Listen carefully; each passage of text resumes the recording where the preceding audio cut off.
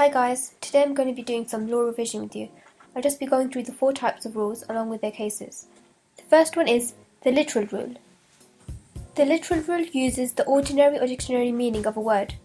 Lord Esher said, "If the words of an act are clear, you must follow them even if they lead to a manifest absurdity." This is the starting point of interpreting legislation. In Whiteley v. Chappell's case, the defendant tried to vote in the name of a deceased person.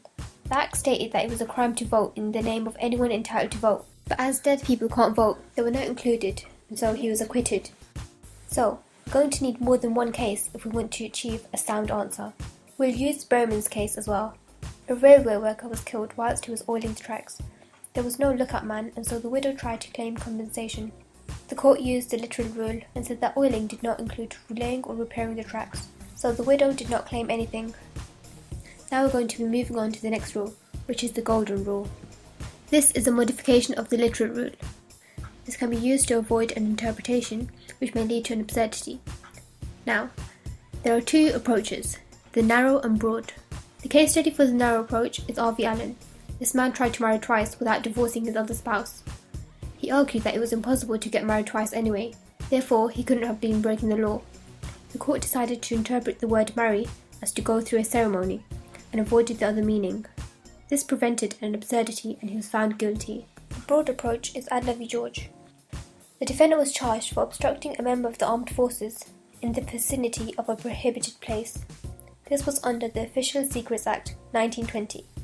He argued that he was in the prohibited place rather than the vicinity of it. The court applied the golden rule, interpreted the vicinity to include in the vicinity, so he was found guilty. Now we're going to be moving on to the mischief rule. This is when they look at the gap in the law and try to remedy it. There are 2 cases for this. The first one is Hayden's case, where there are 4 things that need to be looked at. Number 1, what was the law before the Act?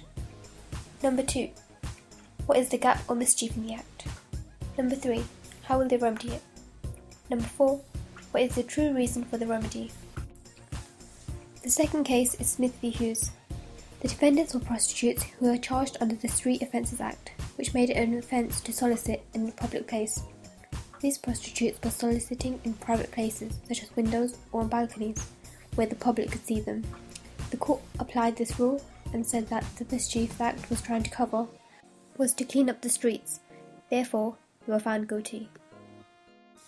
The last rule is the purposive rule, which focuses on the intent of Parliament. In Jones v. Tower Boot Co., a young black worker was physically and verbally abused by his workmates. The employer argued that these actions did not fall under the Race Relations Act 1976. The Employer Appeal Tribunal also agreed with this, but this was reversed when the Court of Appeal said that the purpose of the Act is to eliminate discrimination. Okay, so that's all on the 4 rules on interpretation. Thanks for watching. If you have any other requests, please leave them in the comments down below. Bye!